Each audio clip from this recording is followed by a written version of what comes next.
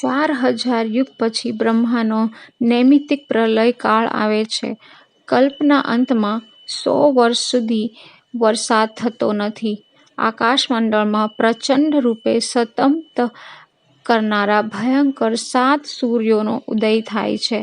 તે 7 સૂર્ય પોતાના પ્રખર કિરણોથી સંપૂર્ણ જળરાશિનું પાન કરીને ત્રણેય લોકને સૂકવી નાખે છે.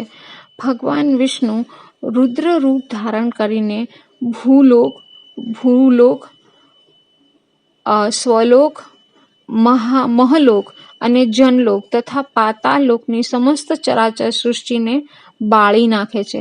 ત્રણેય લોકને બાળી નાખ્યા પછી ભગવાન વિષ્ણુ સંવર્તક નામના મેઘોનો ઉત્પન્ન કરે છે. વિવિધ પ્રકારના મહામેઘ 100 વર્ષ સુધી વરસે છે. વિષ્ણુ રૂપમાં સ્થિત વાયુ અત્યંત ગતિથી 100 વર્ષ સુધી ચાલતો રહે છે. તે જળ સૃષ્ટિથી સમુદ્ર જેવા ઊંચા તરંગોવાળા સંસારના આ પ્રલયકાળમાં સ્થાવર જંગમ નષ્ટ થઈ જતા બ્રહ્મ સ્વરૂપ ભગવાન વિષ્ણુ અનંત શૈયા પર શયન કરે છે. 1000 વર્ષની નિંદ્રા પછી જ્યારે તેઓ જાગે છે ત્યારે ફરી એમના દ્વારા આ જગતનું સર્જન થાય છે. હે શનક, આના પછી હું પ્રાકૃતિક પ્રલયનું વર્ણન કરું છું, તે તમે સાંભળો. બ્રહ્માના 100 વર્ષ પસાર થઈ જતા ભગવાન હરિ પોતાના યોગ બળથી સમસ્ત સૃષ્ટિને પોતાનામાં લીન કરીને બ્રહ્માને ધારણ કરે છે. આ સમયે જે પ્રાણીઓ બ્રહ્મલોકમાં હોય છે તેઓ પણ ભગવાન વિષ્ણુમાં લીન થઈ જાય છે.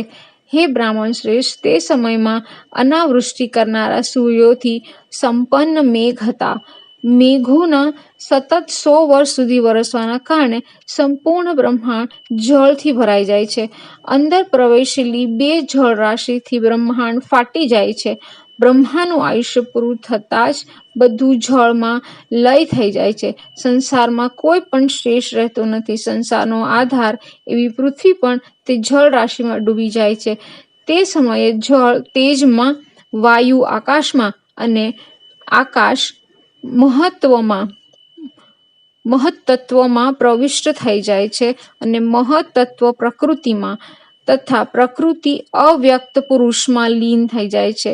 તે હરિ અવ્યક્ત પુરુષ 100 વર્ષ સુધી જીવે છે. ત્યારબાદ બ્રહ્માનો દિવસ આવતા અવ્યક્તાદિ ક્રમથી ફરીથી વ્યક્ત એવા ચરાચર જગતનું સર્જન કરે છે.